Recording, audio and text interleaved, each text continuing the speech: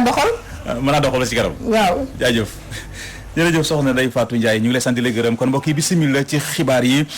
université Cheikh Anta Diop bu Ndakaaru soppaliku ci suba tey jilee doon ab toolu xare ay jàppante yu métti moom moo fa am ci suba tey jilee doxoon ci diggante ñii di étudiants yi ak ñi nga xam ne di alkaati yi ñoom nag la ñuy sàkku moo di ñu bàyyi Guy Marius Sagna professeur Babacar Diop ak ñeneen ñi teg loxo ci manifester bi ñu doon amal doon ñaawlu yokkute ak njëgu courant bi loolu yi kon ñu ngi ko doon amal ci suba tey jilee daañ ci dellu siwaat ak suñu naatango ba ñu fa yabaloon di soxna Fatou Bintou Diouf ngir jàppale seen naatango Babacar Diop mi ñu teg loxo ci manifester bi ñu doon amal ngir ñaawlu yokkuteeg njëgu courant bile SAES di syndicat gi ëmb jàngalekat yi nekk ci daara yu kaw yi dañoo xëy tey ji daal di banque seen yoxo lànk ne kon du ñu jàngale ji muy lu ñuy xal di làbbali fileeg bàyyiwuñu seen naatango bi ñu ne place am du kaso waaye ci université yi la Abdoulaye Dieng mooy coordonnateur SAES da ngeen ko dégg incha allah rabi ci ñaareelu xaaju xibaar yi ak kii di Xoxaan Ndong ñu fàttali ne Guy Marius Sagna ak ñoom ñu ngay wéy du lekk ak naan juróom-ñaari fan a ngi nii tokk ndox jàllale wuñ ko ci seen bol yi manifester bu ni mel moom la militant Pastef ya nekkee fële ca Bignona doon amal ngir ñaawlu kumba am ndey ak kumba amul ndey gi am ci réew mi le Guy Marius Sagna ak ñoom defuñu fi lu jaar ñu leen di teg loxo ba tax la ñuy sàkku ci nguur gi di ko sàkku si njiital réew Macky Sall mooy mu bàyyi leen ci ni mu gën a gaawee dañuy dem ca Bignona fekk fa Amady Khalil Diémé. bu ñu jàppee kooku di Guy Marius Sagna ak ñu mu àndal si manifestation bi nga xam ne moom lañ doon am pour rek ñaawlu li nga xam ne loolu mooy yokkute bu ñu yokk courant bi Pastef bu Bignona dafa dénoncé li nga xam ne loolu la duppee répression si manifestation yi nga xam ne loolu la ñuy organiser lu ñu duppee arbitraire injustice ak obstacle à la libre expression. jàpp tëj tooñ tuuma tëj ñett yi lañu xam ci Macky Sall moom la continuer di wéyal ñuy fàttali ne ay weer ci ginnaaw ay doomu APR mooy ay ñoñam fii la ñu jóg ci turu rakkam ne dañuy manifester dem ba ci grille palais ba Macky Sall kenn inquiété wu ci jàpp ci kenn tëju ci kenn la ñuy dégg mooy ci suuf lañ leen bind di leen féliciter ci seen i jëf dañoo ne kumba amul ndey kumba amul baay dafa war a deñ ci Sénégal dëkk bi ñoo ko bokk ñoo yem ci droit Macky Sall na bàyyi li muy def bu dul loolu askan wi moo koy fajal boppam te ni ñu koy fajee xam nañ ko damay jàpp ne 23 juin pour ñoom c'est il y a 40 ans derrière. Yankhoba Diémé mi nga xam ne moom mooy coordonnateur départemental bu Pastef les Patriotes si département bu gën a rëy si région bu Ziguinchor dafa doon présider si samedi bi benn mobilisation politique si Badiana dëkk la bi nekk si commune bu Djignaki foofu la dénoncé li nga xam ne loolu mooy dund bu métti bi injustice bi corruption bi nga xam ne mi ngi commencé di inquiéter Sénégalais yi. yokkum électricité bi Macky Sall ak région moom teguñu ko fenn parce que quelques mois ci ginnaaw fii la ñu def déclaration boo xam ne dañoo wax ne Sénélec fu mu ne nii soxlawul ndimbal kenn Sénélec def na ay bénéfices ay milliards ay trentaine de milliards déclaration bu mel noonu jógee ci autorité yu gën a kawe ñu jaayee ko ku ne ci réew mi muy citoyen sénégalais muy investisseur étranger mënoo ñëw ci réew bu toll ni Sénégal yor ay kàngaam ñu xam ci wàllu administration nga teg ci ay weer ñëw gëmloo ñu ni Sénégal Sénélec dafa sonn dafa soxla ay ab ndimbal te gisoo ko feneen fu dul dem ci tibb ko ci poosu nit ñi nga xam ne ñoo ngi lot askan wi dafa sonn ñu yaakaar ci ñoom pour yokk électricité bi pour ñoom ñu supporter njombe yooyu dañoo wax ne lu ñu warul la mën a nangu sénégalais duñu ko nangu tey duñu ko nangu ëllëg. Pastef bu Bignona nee nañu ñi ngi invité population yi pour ñu continuer donc sans taxaw rek bi nga xam ne moom la ñuy xeexal autoritarisme régime bi pour rek préservation li nga xam ne loolu la ñu duppee ci français état de droit. Amady Khalilou Diémé Ziguinchor pour la radio télévision Walfadjri. jaajëf Amady Khalil Diémé ñu ngi lay sant di la gërëm ca goxu mbàcc nekk fële ci doon Ndar nguur gi ñu nga fi seen loo xam ne ni buñ ci jëlal ay matukaay amaana musiba mën na fa am ndaje mu yaatu mi ñu fi woote woon doxoon ci diggante askan wa ak promoteur yi dénk projet bi nga xam moom la nguur gi amee ngir toxal dëkk bi ñu jàpp ne ndaje moomee ci ak fantasie loolu mujjee ndax bu ñuy jàppee ne goxu mbàcc dafa war a toxul ndax moo di seen kaaraange askan wa ñoom gisuñu lu ni mel dañuy dem ca goxu mbàcc fekk fa Gabriel Barbier. askan yi yeewoo ci goxu mbàcc te géej gi ñëw lottal leen loolu fu leen di yóbbu wala bokk nu leen di yóbboo nekk jamono yi lu nga xam ni nekk na jafe-jafe. du ma ne état moo ñu bëgg a nax mais ñi état yebal ñoo ñu bëgg a nax ndax lañ ñu waxoon ak lu ñu waxaat du benn état dañ la jox 70 milliards ñun ñoo ngi suivre information bi fi Macron ñëwee ak léegi 70 milliards yooyu Macron dafa ne nañ si liggéey église bi di si des ñu jox ko ba Langue de Barbarie te fii benn expert benn borom xam-xam wax na ma nii miiru Gendar ak Hydrobase ba goxu mbaaj suñu 7 milliards mën na ko miire waa léegi nga bëgg a yëkkati 20 mètres 20 mètres yi boo ko yëkkatee géej gaa ngi di ñëw février rek géej gi day ñëwaat ndax chaque février dana ñëw mu ñëw nga yëkkati 20 mètres yooyu mu fekkee yeneen 20 mètres yi daaneel leen kon yéen da ngeen bëgg a rayé Langue de Barbarie te suñu ancien quartier bi kenn du ko rayé lu ñu bëgg mooy président ak ñi nga xam ne yéen a yebal ñii création d' emploi nga wax lii rey emploi la ndax dana daaneel ay usine dana daaneel école doo di fa amati te Langue de Barbarie fu ñuy def école amatu fi ku ne xam ne ni affaire bu jógee si biir école yi lay jaar daaneel leen dama kaa wax dama ko waxati jàkkay jaamur yaa ngi fi te daaneel jàkk si gàttal wax naa ko dama bëgg état nga xam ni ñun lii ñu am muy booru géej duñ ko yemale ak bujub ñoom fi ñu recasé pour yóbbu fa nit ñi digganteem ak tali bi rek 2 kilomètres la mool li mu xam mooy dëkk booru géej bu leen ñuy yëkkati ñun ay nelaw la ñu amee Sénégal yëpp ngay jóg ba mu des Langue de Barbarie doo gis fu ñu waxee te tubaab bi ne woon na bu leen yee kuy nelaw la quand la Chine réveillera le monde tremblera ñun bu leen ñu yee bàyyi leen ñu ak suñu nelaw te stress bi si gën métti mooy toxal ay mag yu bare dee nañu si toxal jëlali fi yóbbu la feneen nga dee ku ne déggoon na fi si jamono bi Abdou Diouf yëkkatee Grand Yoff waa ji yéegoon si kaw këram ni du wàcc këram gi li mu si def douanier la woon duñ ko fàtte ba léegi mais bañ ko wàccee ba daaneel kër ga 7 jours la si def dee bu leen rey nit ñi bàyyi leen nit ñi fi ñu dëkk ngeen defaraat ba mu baax tefes gi neex na defar jàmm ak ñi nga xam ni ñoom ñoo ŋànk projet bi ngir ko liggéeyal ak ñoom di wax ni réeroo amul ñàkk waxtaan rek a am. déplacement moom chaque fois fait compliqué déplacement moom neexul fenn parce que foo nekk pendant 20 ans 30 ans nga xëy ñu ne la da nga war a déplacé wu donc c' est toujours compliqué donc avec les difficultés psychologiques donc et les difficultés sociales yu nekk ci déplacement dans un endroit bi nga xam ne foofu nga vivre pendant des années c' est toujours compliqué on a vu donc les histoires de déplacement de population dans les grands projets et les chantiers de l'État c' était pas évident effectivement donc ñun on est parfaitement conscient d' accord nañu afin ci jël nañu en compte vraiment cette jamono yi li wér te wóor moom mooy ñi nga xam ni ñoom ñooy kilifa yi war na def seen kéemtalaay kàttan ngir coow bañ a jib ci diwaan bi nga xam ni dafa nekk ci Langue de Barbarie Saint-Louis Gabriel Barbier rajo télévision Walfadjri. bu amee nag ñu tàmbalee rëccu ci li taxoon ñu ànd ak njiité réew Macky Sall jàppale ko ba mu mën a jotee kon ci boppi réew mi ñoom ñoo di militant ak responsable APR ñi nga xam ñoo ngi nekkee fële ci diwaanu Louga ak Kébémer keroog ba ñu ko fale ci lañ ko gëj a teg bët te mooy de lu nekk def nañ ko fu nekk jaar nañ fa ngir teg ko bët mu të këcc jaaxle loolu la ñu def moo tax ñu boole taxawal ab plateforme boo xam ne nii li ko tax a jóg moo di xeex ba ñu jox leen gëdd ci parti bii di APR Sidi Diallo moo wax ci seen kàddu ñu teewlu ko ci micro Omar Kayre. les 45 départements yi nga xamante ni ñoo nekk ci Sénégal tey ñun waa Kébémer ak waa Louga li ñuy jooy ñoom la ñuy jooy kanam yi tey bu leen président gisee yaramam war naa daw parce que ñii ñoo ko doon accueillir ak seen mbubb yu tilim ñii ñoo ko doon accueillir ak seen i saret ñii ñoo ko doon accueillir ak seen i jakarta tey dañoo dem nag ba président jël réew mi ñoom ñu gën a deltu ginnaaw ma yaakaar ne loolu président war na cee def ay jéego war naa fàttaliku ay nitu démbam bu ñu waxee ñu naan coalition bi dafa diis ak dafa nangam ak nangam tey am na responsable yu nekk ci wetam tey dañ doon wax président Macky mi ku ko woteel nga Macky woteel nga Abdoulaye Wade tey jii ñoom ñoo yore responsabilité ñun ñu topp seen ginnaaw de dama ne ñun duñ ko nangu tey duñ ko nangu ëllëg nañu président gestu na xoolaat kanam yi di wax ak moom tey ñiy jàkkaarloo caméra bi tey di ko jooytu na leen may audience boobu jubluwuñ ci ay poste jubluwuñ ci ay dara dañoo am ay problèmes yoo xamante ni ñu ngi dans les départements différents tey département Kébémer soxla na ndox soxla na courant soxla na piste rurale soxla na financement Louga tamit noonu vraiment mi ngi def mais aussi ñun tamit bu ñu sañoon fañ doon dem di dagaan baatu askan wi naan ko président Macky Sall bu jotee réew mi dina def lii ngir yàlla na delluwaat foofu jàppale responsable am yi ñu day def fa tey ay piste rurale def fa ay forage financer jigéen ñi Sénégal jëm kanam plateforme bi nag comme ni ko Ibrahima waxee nekkul ci ginnaaw Samba wala Demba ñun kaasaluñu kenn xeexaluñu kenn ñii di wax tey ci rajo yi di ngal-ngal yi di wax tey di sujet président pourtant ba mu leen joxee teranga kenn déggu leen tey bi ñu demee ba ñu comp ci seen teranga tey ci lañ commencé di wax mais ñun doxuñu ci yooyu utuñu intermédiaire utuñu interlocuteur suñu président Macky Sall mooy suñu interlocuteur ci parti bi actuellement fi sujet wuñu kenn merewuñu kenn président la ñu bëgg a toogal c'est très simple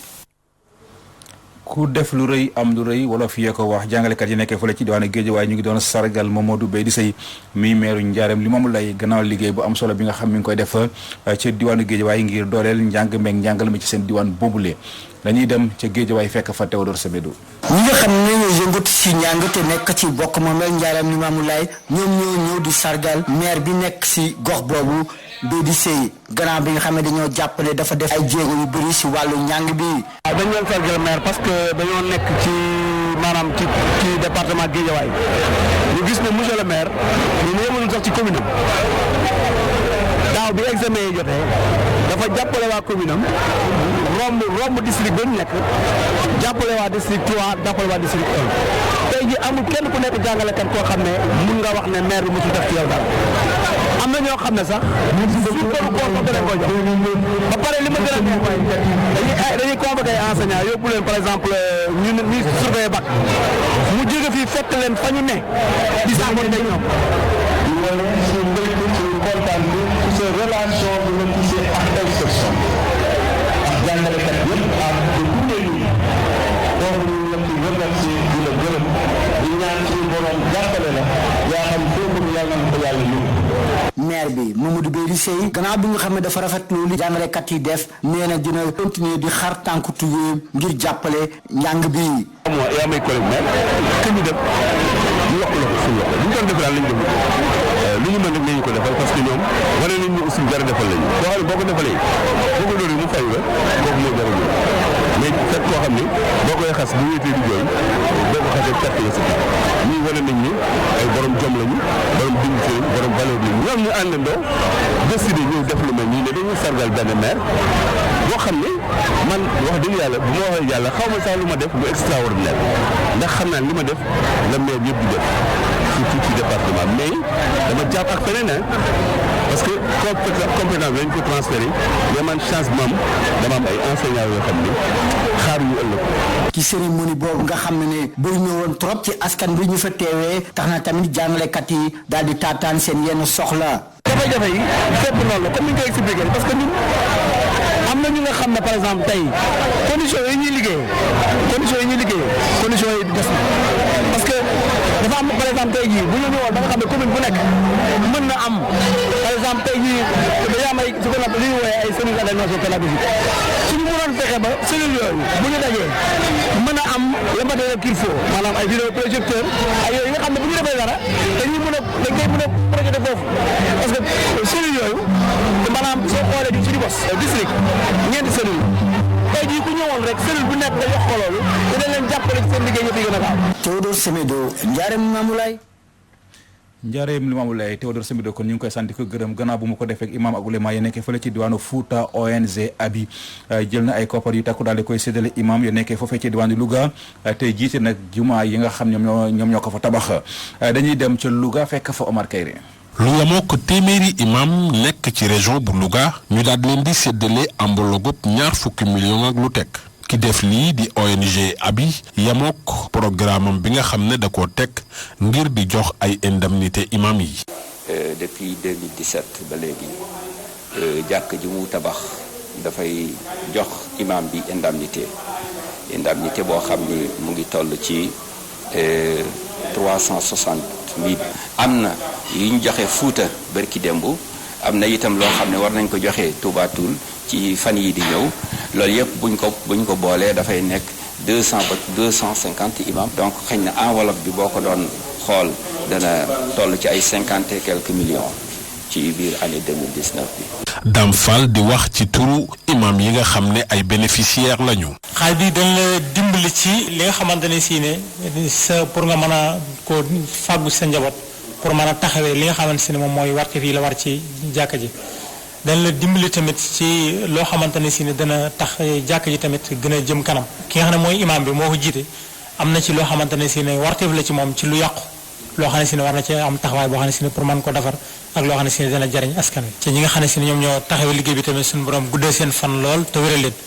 ba lépp loo xam ne si ne ñu ngi koy mébét rek suñu borom defal leen ci lu kawe seen njort. njiital abi bi di Makhtar Fall daat nay jaare nag ci keroog cérémonie de remise bi di woo imam yi ñu gën a dëgëral seen taxawaay ci biir jaamukaayu yàlla yi ak ci askan bi ndax cër bi leen yàlla jagleel. fàttali leen ni imaam rôlam ci biir jàkka ji du allahu akbar asalaamaaleykum waaye rôlam ci jàkka ji mooy mu jàngale mooy mu yar mooy mu jubbanti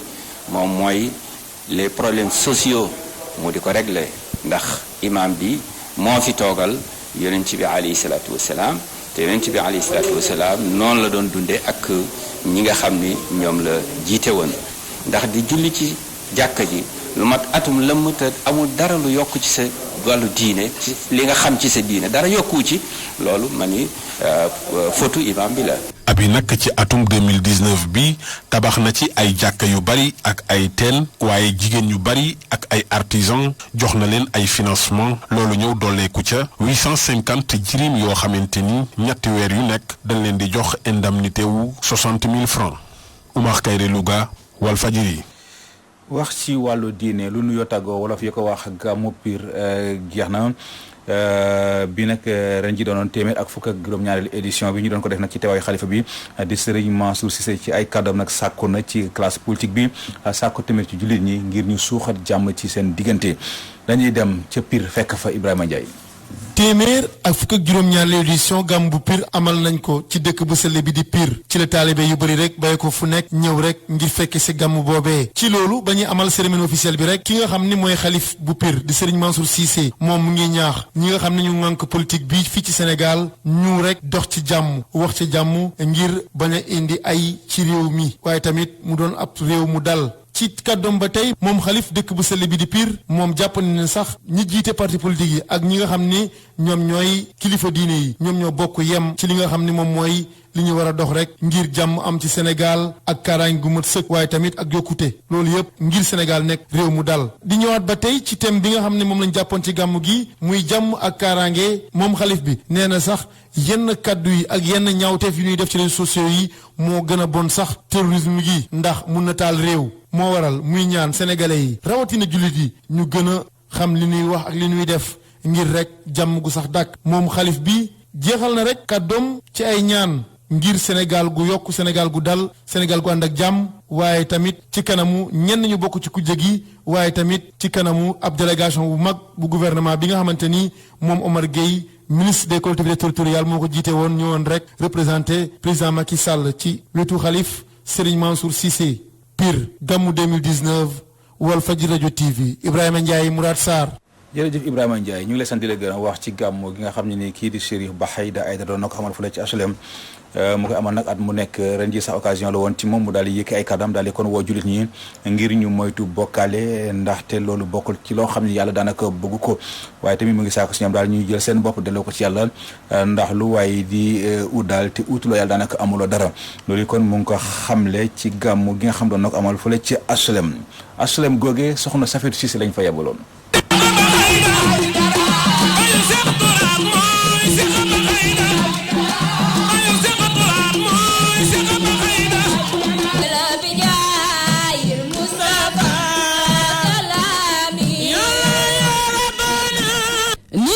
ni rek la taalibe yi teeroo seen sëriñ bii di Chérif Bahayda Aïdara di doomu Cheikh Sadbou Chibi moom nag ba mu jëlee kàddu owaat na jullit yi ngir ñu gën a respecté seen diine. mënu bu laaj dama aadama soxla waaye laajal ki nga xam ni aw baabu hudaatu jobo yi buntam du tëju mukk allahu yaqdibu itarakte sualuhu yàlla bu ko ñaanul day mer wa banu ya aadama xiina yusalu yaqdibu te ya doomu aadama boo ko laaj day mer te ya doomu aadama amul lan lu mu joxe yàlla rek moo joxe ki gën ci yéen rek mooy ki ma ragal leen rek am solo ban jaamu yàlla moo am solo mooy an taabudallaha ka annaka taraa fa in lam takun taraahu fa innahu yaraak nga jaamu yàlla mel ni yaa ngi gis yàlla ndax boo gisul yàlla yàlla ngi may gën a gis laa tudrikul absaaru wa huwa yudrikul absaara. si noonee nag muy sàkku si ñoom ñu bañ a bokkaale. jaamu yàlla nag mooy tur nga xam ni bari na tamit dafa bari ci sunu jamono yi mooy bokkaale yan ci yàlla mosal yàlla mën a négocier lépp soo nga bokkaale ko bokkaale yan ci yàlla mosal te bari na ci jamono bi laa ilaha illa allah muhammad rasulillahi rek moo ci war a topp lan lu ci topp rek bokkaale la laa ilaha illa allah muhammad rasulillahi sallallahu alayhi wa sallam di wax ba nga xam ni cheikh na cheikh Saad bu sunu maam dafa wax ne zikrul ilaahi lil quluubi quutu idaa intahaa fa innahaa tamuutu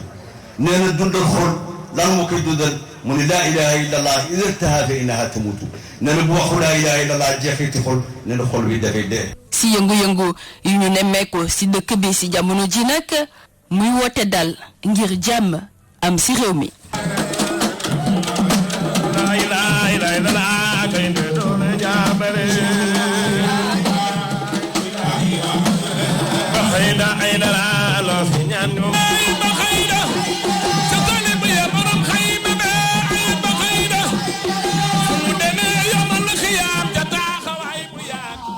jërëjëf soxna Safiatou Cissé ñu ngi lay sant di la gërëm mbokk yi kon ci foofu lee ci la ñuy tàbbise yéen ci xibaaru bitim réew yi dañ ci ànd ak soxna Mamou Diaby Gassama. xibaar yu bitim réew dañ koy daal di door ca Nouvelle-Zélande foofu nag nu mu néew juróom doomu aadama ñoom ñoo jot a ñàkk seen bakkan waaye tamit ay doomu aadama yu bëri daal di si jëlee ay gaañu-gaañu ci benn volcan ba nga xamante ne moom am ca réew ma naka noonu sax li ñu mel tax na ba ay doomu taal daal di tasaare ca continent ba ay doomu aadama yu bëri ya nga xamante ne ñoom ñoo ci jot a loru jamono ji ñu ngi ci anam yu doy waar waaye tamit ñoo ngi dund ab jafe-jafe bu tar bu mu sukkandikoo ci police réew ma nee na ay doomu aadama yu bëri jot nañu sànku jamono ji kenn gisu leen kenn xamut fu ñu nekk gannaaw ba mu doon janoo ak taskatu xabaar yi kii di premier ministre bi nag daal dina àdduna rek ni jamono ci jiyee bi nag mu ngi gën a woy di am doole waaye tamit ñi ci jot a loru ñu ci gën a bëri si ñoom ay touriste lañu. ca Soudan ilimaan jëwriñ ñi nag daal dina àdduna rek ni ay soldat yaa nga xamante ne sax jamono ji jóge nañu ci juróomi junni doomu aadama ilimaan jëwriñ ñi bi nekk ca Khartoum moom it daal di àddu rek ni jamono ji amuñu benn saafara ci la nga xamante ne moom mooy lépp lu ñeel wàllu militaire yi nga xamante ne sax jamono ji ñu ngi yëngu ci guerre ba nga xamante ne moom moo am ca réew ma te li mel sax mi ngi doon tàmbale ni ki atum 2015 lu ci gën a doy waar ci bile guerre moo di ni ki atum 2016 gis nañ ne rek ni Soudan nag daal dina lu tollook 40,000 soldats ya nga xamante ne sax ñoom ñoo daal di wër coalition arabe ba nga xamante ne day jàppale gouvernement président Adrabo Mansour Hadi di ki nga xamante ne sax day xeex rebelle outil yi nekk ca dëkk ba. Emmanuel Macron wax na amal appel ni ki tey ji ak kii di Vladimir Poutine Volodymyr ak kii di Angela Merkel ca Élysée li ñu wax a waxtaane mooy jamono ba nga xamante ne dañoo bëgg rek mu dellu ca boppu penku Ukraine ci fàttali sax bile guerre tax na ba lu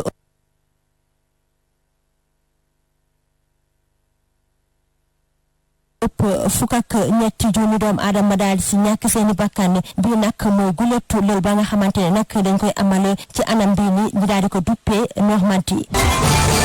xibaar yu bitim réew dañ koy daal di ndax képp ca Algérie gannaaw bu mu desee ñetti fan ngir ñu amal élection présidentielle yi ñu daal di gis rek ne juróom candidat ñoom ñoo daal di samp seen dënn ñoom nag ni ki démb nag lañ jot janoo ak taskatu xabaar waaye tamit ñu daal di gis ne rek ni candidat yi nag jotuñu wax benn yoon ci bile campagne nag ñu daal di gis ne rek ni candidat yi nag dañoo daal di ne rek dinañ def lépp ngir génne askan wa ci jafe-jafe ya nga xamante ne moom la ñuy dund jamono ci waaye li ci gën a doy waar moo di ne dañoo gis ne rek jotuñu addu benn yoon ci doxub ñaxtu ya nga xamante ne moom moo jot a lëmbee réew ma ni ki fukki weer waaye tamit waxuñu benn yoon ci libération manifestant ya nga xamante ne jamono ji caabi da leen féete ginnaaw ak nu mun tamit rek fi lekk alxames ji candidat yi nag war ñu jël benn yoon kaddu doomu Algérie ya nga xamante ne jamono ji ñoo ngi ca bitim réew ñoom nag daan nañ tàmbale di sànni ay xob ñu nekk ca réew ma nag tey ji la ñuy tàmbale seeni vote.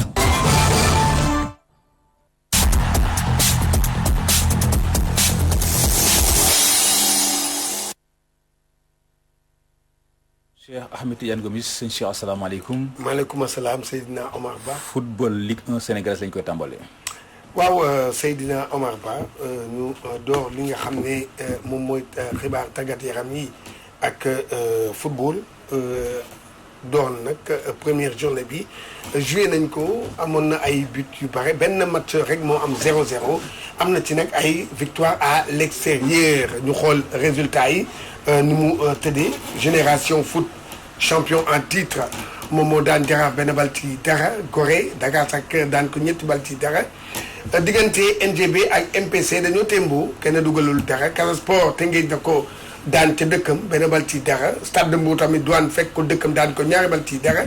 Pikine moom moo daan Ndiambour ñetti bal ci ñaar SNEIPS nag moom mii dégg nga moom dafa lajj ci bi ko Jàmbaar fekkee dëkkam benn bal ci dara kon nag booy xoolaat Dakar Sacré-Cœur mooy jiitu ci bopp raw gàddu gi gannaaw bi mu dooree ñetti bal Gorée mooy ndaare moom mi nga xam ne ñetti but la jël kon nag mbir bi door na championnat Ligue 1 door na. comme aussi Ligue 2 aussi door na waaw Ligue 2 door na ba amal nañu première journée bi résultat yi déedéet Ligue 2 ñu ñëw ci Ligue 2 ñu ñëw ci li nga xam ne moom mooy programme bi di am tey jii dégg nga programme mu Ligue 2 gis nga tey jii lay jeex nag Guédiawaye USO mooy daje ak Demba Diop benn équipe bu jugee 3e division la moo yéeg ren ji Pikine nag ci stade Alassane Djigo bu ñeenti waxtu génn waay jotee Renaissance mooy daje ak Guédiawaye football club kon nag mu ngi nii lii mooy kii waaye nag ñu ñëw ci résultat yi amoon démba résultat yi kii nga xam ne moom mooy Thiès FC moo daan Duc ñaari bal ci benn diggante EJ Fatick ak Linguère dañoo témboo ku nekk dugal na ñaari bal Sonacos bu Diourbel daan na Jamono bu Fatick ñaari bal ci benn Kër Madior daan Port Autonome de Dakar ñaari bal ci dara. bu ñu jógee ci wàllu football ñu wax ci wàllu basket tournoi montée D1. dañ koy door ak jigéen ñi tey jii fu mu nekk nii sax ñu ngi joué door na première demi-finale diggante CMT bu Ziguinchor ak Ziguinchor basket club ñaar ñi nag ku ci gagné rek da ngay yéeg beneen jogante bi Pikine basket club ak INSEP ku ci gagné rek da ngay yéeg kon nag door ni match CMT ak Zig bi ñu ngi joué rek dinañu am résultat yi suñu ay xibaaru ngoon ñu ñëw nag ci wàllu góor yi voilà gis nga leen góor yaa ngi nii ñoom tam tey jii bu ñeenti waxtu ak genn wàll jotee USPA bu Parcelles Assainies mooy daje ak Bopp Dream ASTT mooy daje ak ISEC Sport ñu ñëw nag ci quart de finale yi bi mu amee quart de finale yi ci démb la amoon ñu ñëw nag ci quart de finale yi ci jigéen ISEC Sport dégg nga nu mu def ba maanaam daan kii mooy Guédiawaye basket amateur daan ko 68-59 dégg nga léegi nag dañuy def rek lu dul dégte leen kii nga xam ne mooy tàggat équipe ISEC Sport bi di El Hadji Amath Diakité ci micro sunu reporter yi. damay sant yàlla ndax 2 premiers quart-temps yu njëkk a joué ba ñu dem mi-temps ñoo mëne 11 points et ba ñu demee mi-temps wax naa leen 3e quart-temps mën nañu ñëw dal suñu kaw et ñëw nañu ñu def ñu 15-2 je crois ou 15-4 alors si laa commencé wax ak joueur yi ne il faut ngeen dellusiwaat ci match bi parce que du yoon ñuy perte match bi alors boo xoolee si lañu commencé def fin 3e quart-temps bi suñu un quart zone presse un quart bi ak zone intra-une bi mais booy bañ ko defee alhamdulilah dagg nañ si ay bal te rombaat nañu gars yi jëliwaat score bi loolu ñu permettre ñu gagné match bi. fii ba ñu bopp gagné ñëpp doon wax ne ISEC comme année passée lay def dañuy GWA day ñëw dóor ko mu toog comme année bi mais alhamdulilah demeewul noonu te tey la joueur yi gën a concentré wu pour ñëw aborder sereinement demi-finale bi pour atteindre suñu objectif mooy la montée et encore mooy féliciter équipe bu GWA ils n'ont pas démérité di féliciter tamit sama joueur ndax wax dëgg fa yàlla liggéey bu métti lañ doon def boobu ba léegi et dama leen di encourager waat parce que benn match moo si des ñu concentré waat aborder ko sereinement ñaan si yàlla mu may ñu ndam ñu mën a yëg première division. gannaaw ISEC bopp moom tam démb dafa daan équipe Kolda bi éliminé ko dañ def rek dégtal leen ki di tàggat équipe bopp bi di baxaw ci sunu micro ay reporter. wala ñu bëggoon jouer match bi gérer ko sans pour autant ñu dépenser physique bu bari malheureusement bi ñu commencé nañ ko bu baax mais ci fin bi ñun aussi dañu jël tuuti fatigue donc loolu rek mooy inconvénient wu ci kii bi mais sinon ndam li rek la ñu wut si woon quel que soit lu ñu doon mais ndam li lañ doon si mujj nañ ko am ñun suñu clé match yëpp c'est la défense mën a am bal yu bari pour mën ko utiliser malgré que nag liñ ci perte bari na bon mais comme ay xale lañ aussi il faut ñu dem ak loolu. ça fait ñaari at ñu ngi liggéey pour loolu donc daaw ñëwoon nañ ba ci étape bi malheureusement on l'a raté de peu mais cette année ici moom yaakaar naa ne bu ñu defee jàngatu yi passé yëpp waaw ñu ngi ci yoon bi te bu soobee yàlla bu subaat nañ ko am. kon nag Seydina Omar Ba lii moo fi ruusoon ci wàllu tàggat yaram jaajëf Cheikh Ahmed Tidiane Gomis ñu ngi koy sant di ko gërëm kon mbokk yi sax ci xibaar tàggat yaram yu li ci la ñuy yëkkatee jotaayu xibaar yi ci xaaj bu njëkk bi li ñuy def mooy delloo kàddu gi soxna Ndeye Fatou Ndiaye su fekkee ne teene Ndeye Fatou mu ngi may dégg soxna Ndeye Fatou ñu ngi lay nuyuwaat. maa ngi lay delloo nuyoo bi Seydina Omar Ba. tey jii àll moo gën a fës tey ci ñaareelu xaaju xibaar yi. waaw li gën a fës nag ci ñaareelu xaaju xibaar yi altine bu ne dañ koy am muy gëstu bés bi wàllu politique lañ ko jagleel ndax kat Seydina yow xam nga ni mbir yi yokku na surtout lu jëm ci courant ak lu jëm ci yeneen i mbir yoo xamante ne doon na denrée alimentaire yi yokkute lañ ci nemmeeku léegi nag front social boobu yëngatu dafa mel ni ku jëkk politique gi moom dañ ko bàyyeek ñenn ci ay activiste loolu nag ci la ñuy def gëstu ci ndimbalu Safiatou Cissé ci bu mu jokkoo bi nag ñu am ci Abdoulaye Dieng moom mu ngi bokk ci SAES tey dañoo def grève li ñu bëgg mooy ñu bàyyi nu mu gën a gaawee kii di Babacar Diop ndax jàpp nañu ne place am du ci kaso mais fële ci amphithéâtre yi la ndax jàngalekat la ci université li ci yëglekaay ak yéenekaay yi Abdoulaye Bob moo ñu koy nafaral suñu gan nag ci ñaareelu xaaju xibaar yi di Assane Samb directeur de publication Rewmi di quotidien Rewmi waaye itam xam-xamam màcc lool ci wàllu politique moom la ñuy waxtaanal ci biir mi-journée bi Seydina. leer nañu kon xam naa ci kanam tuuti lay doon. incha allah jërëjëf soxna Ndeye Fatou Ndiaye ñu ngi lay sant di la gërëm kon mbokk yi ñu ngi sant di gërëm ñëpp ñi nga xam ñoo jàppoon ci xibaar yi bu mu yemb Modou Fall moo fare woon ci xarale gi réalisation moom soxna Ndeye Fatou Ndiaye ci kaddu gi seen mbokk Seydina Omar Ba ñu leen di ñaanal mucc gu sax te ànd ak xéwal yàlla na ko yàlla tuur ci askanu sunu gaal ñu yendoog jàmm.